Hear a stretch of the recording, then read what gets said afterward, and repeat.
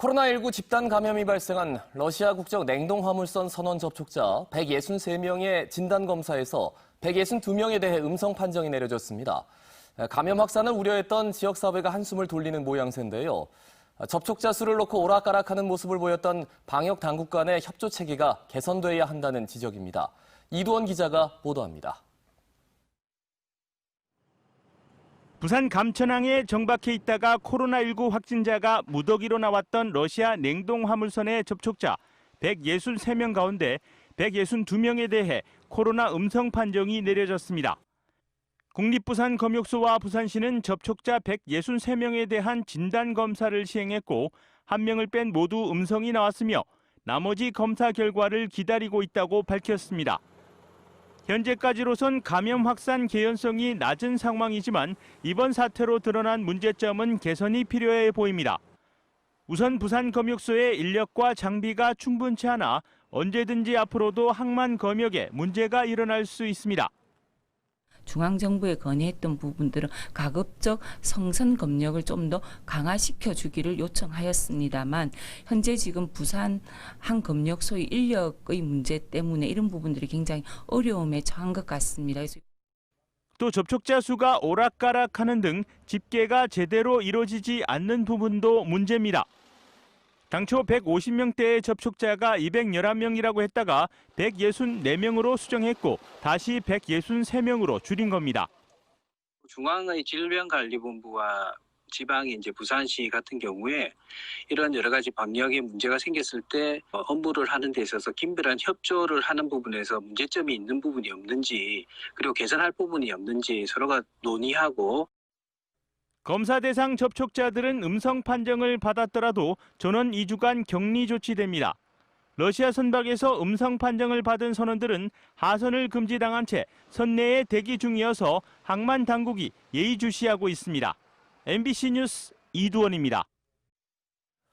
가나 인근 해상에서 한국인과 가나인 등 선원 6명이 무장 괴한에게 납치됐습니다. 피랍된 한국인 선원 5명 가운데 3명은 부산에 주소를 둔 것으로 확인이 됐습니다.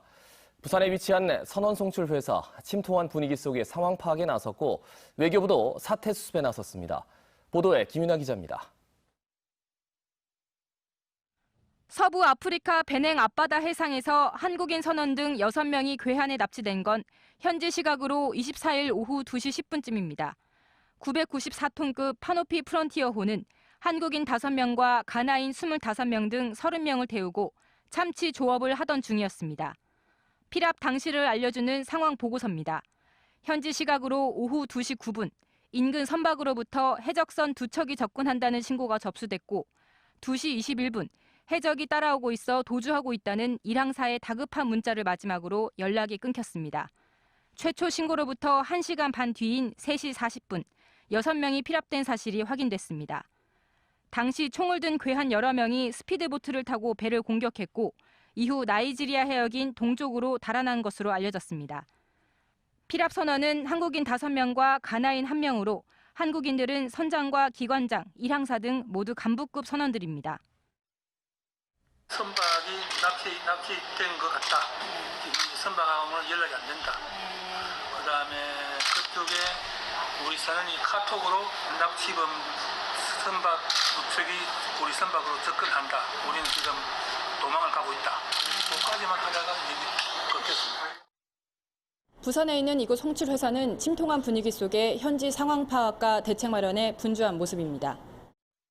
한국 선원들의 안전 여부와 납치 세력의 신원과 소재 등은 파악되지 않고 있습니다.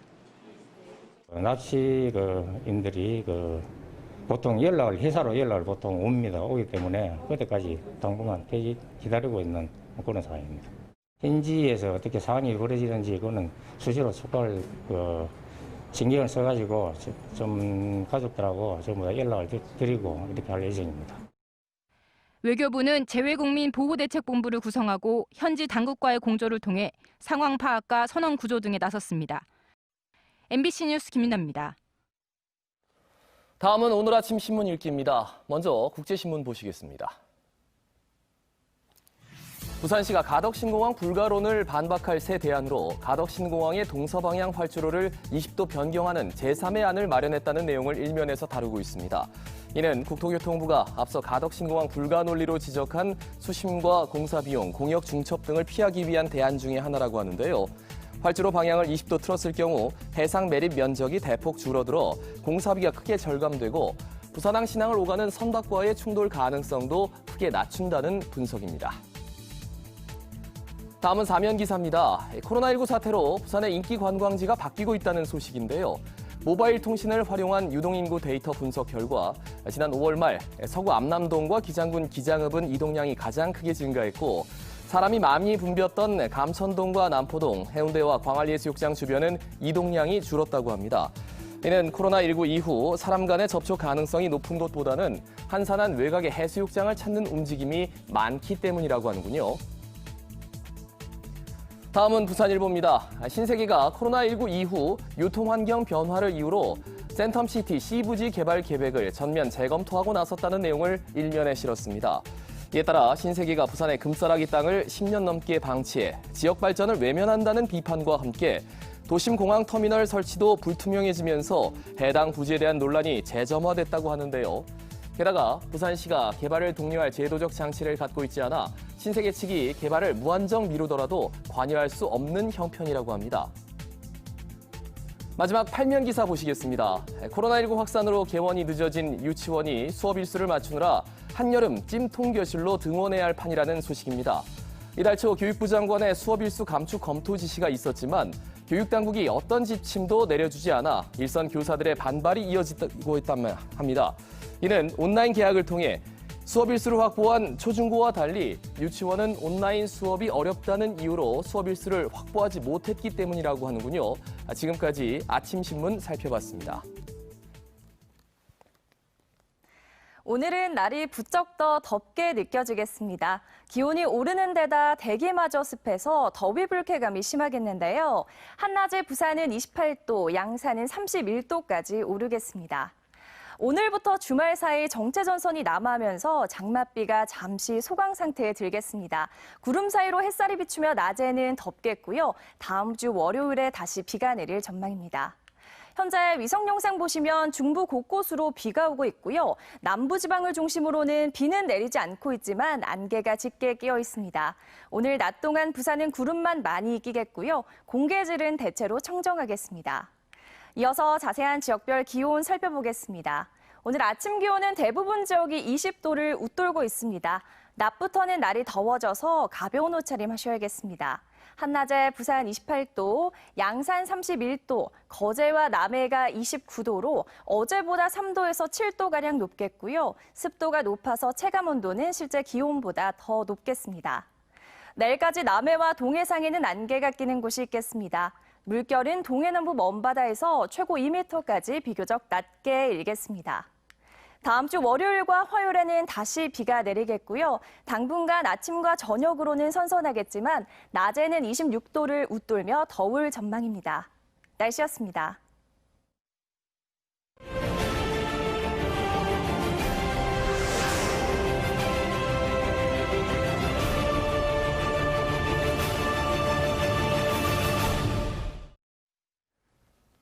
피란 수도 1023일, 부산은 정치와 경제, 교육, 문화가 뒤섞인 한국사의 용광로 시대였습니다. 부산 곳곳에는 각 분야별로 유무형의 이른바 피란 자산들이 숨어 있었는데요. 지난 70년간의 개발 과정에서 수도 기능을 했던 역사의 흔적들 대부분은 사라지거나 변형되고 있습니다. 송광모 기자입니다.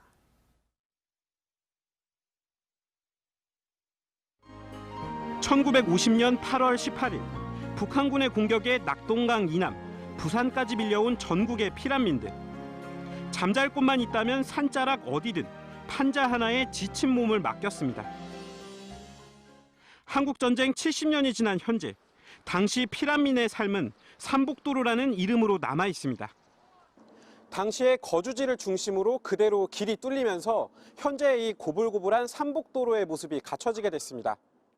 하지만 청와대와 국회, 금융, 대학, 언론기관까지 대한민국의 주요 기관들이 모여있던 피란기 부산은 시간이 흐르면서 점차 소멸되고 있습니다. 국회로 쓰이던 무덕관은 전쟁이 끝난 뒤 법원으로 사용됐지만 2002년 결국 역사 속으로 사라졌고, 역시 국회를 대신했던 부산극장도 현재는 간판만이. 같은 용도로 쓰였던 문화극장은 아예 허물어지고 다른 건물이 들어섰습니다. 대청로를 중심으로 수도 기능을 했던 원도심 피란시설은 277곳. 하지만 160여 곳은 모두 철거되어 흔적마저 사라졌고 현재는 유엔묘지와 한국은행 등 단 7곳만 옛 모습을 유지하고 있습니다. 없어졌던 거는 어쩔 수 없는 부분이 분명히 있었습니다. 왜냐하면 그 역사적으로 어떤 가치를 가지고 있는가를 잘 몰랐으니까. 지금 있게 만들었던 중요한 역사적 자산이었구나라는 것들을 알게 되면서 이제 보존해야 되겠다는 의지도 생기게 되고. 그나마 건축물은 유네스코 문화유산으로 등재를 추진하며 보존 노력을 기울이고 있지만 문제는 무형 자산들입니다. 특히 피란민 현황 파악과 당시 증언들에 대한 기록 작업도 이제 막 시작됐습니다. 단순히 어떤 건물에 대한 이야기가 건물 안에서 어떤 일이 있었는지, 어떤 고민들이 있었는지 이런 것들이 더 많이 발굴돼야 된다고 생각하거든요. 그래서 지금까지는 거기에 대한 연구나 이런 것들이 전혀 이루어지지 않았습니다. 모든 피란 자산을 원형 그대로 보존하긴 현실적으로 어렵습니다. 다만 개발과 보존 사이에서 원칙을 정하고 사라지는 무형 자산을 발굴하는 등 피란 수도의 정체성을 살리려는 노력이 필요한 시점입니다. MBC 뉴스 송강모입니다. 부산에 있는 유엔 기념공원은 6.25 한국전쟁에 참가한 유엔군 장병들이 묻힌 전 세계에서 단 하나뿐인 유엔 묘지입니다. 그런데 이곳에 묻힌 2천여 명의 군인들 가운데 한국을 너무나 사랑해서 죽어서까지 이곳에 묻히기를 고집한 한 미국 장군의 묘지가 있습니다. 이 주인공의 사연을 정세민 기자가 소개합니다. 부산시 남구 대연동 유엔 기념공원. 한국 전쟁에 참여한 세계 11개국 2,309명의 장병들 묘 가운데 유일한 장군 리차드 위컴. 1, 2차 대전 참전 영웅인 그는 1953년 미군 제2군수사령관으로 부임하면서 부산과의 각별한 인연을 맺기 시작합니다. 한국 전쟁이 끝난 1953년 11월 27일 부산역전 대화재. 피난민촌이던 영주동과 부산역 일대를 덮친 큰 불로 29명이 숨지고 3만여 명의 이재민이 발생하자 위트컴 장군은 창고에 있던 군수 물자로 이재민을 위한 천막을 짓고 식량과 의복을 제공합니다. 고맙고 감동적인 일이지만 이 일로 미 의회의 청문회에 소환됩니다. 의회에 이제 소환당해서 청문회에 서게 되는 겁니다. 그래서 그 청문회에서 하신 말씀이 지금까지도 굉장히 명언으로 나오죠. 전쟁에서의 진정한 승리는 그 나라의 국민을 위하는 일이다. 이러한 명언을 남기시는 그런 일화입니다.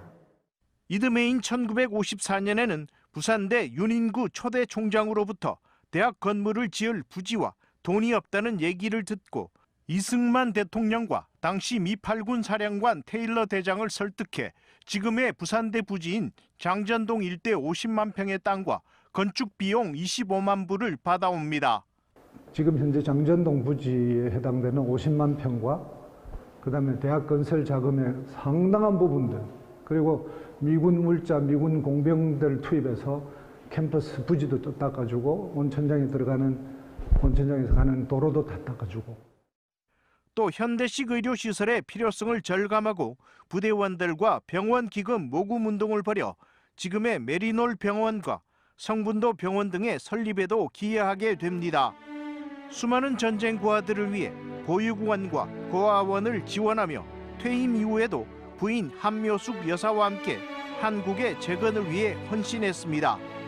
모금을 위해서라면 한복을 입고 거리를 누비기도 했던 고아들의 아버지이자 영원한 휴머니스트 위트컴 장군은 제2의 고향인 한국의 유엔 묘지에 묻어달라는 당부와 함께 1982년 89살의 나이로 영면에 들었습니다. 한국인보다 한국을 더 사랑하고 부산 사람보다 부산의 미래를 더 걱정했던 리차드 위컴 장군은 세상을 떠난 이후에도 바로 이곳 유엔 기념공원에서 대한민국과 부산의 발전상을 지켜보고 있습니다. MBC 뉴스 정세민입니다.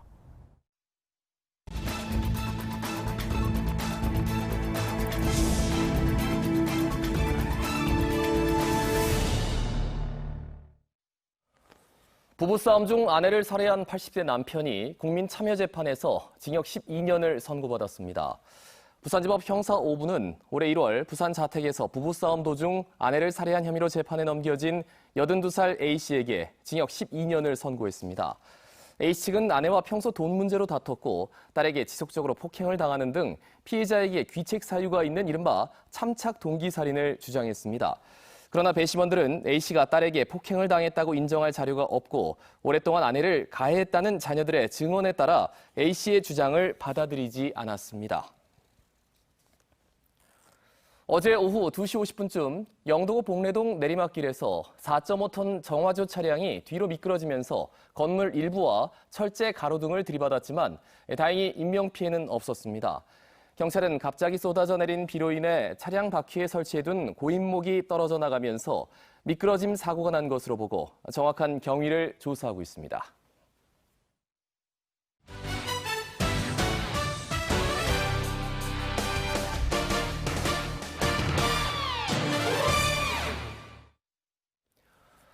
프로축구 부산 아이파크가 지난주 첫 승을 신고한 데 이어 내일 오후 7시 구도운동장에서 열리는 홈 경기에서 연승에 도전합니다.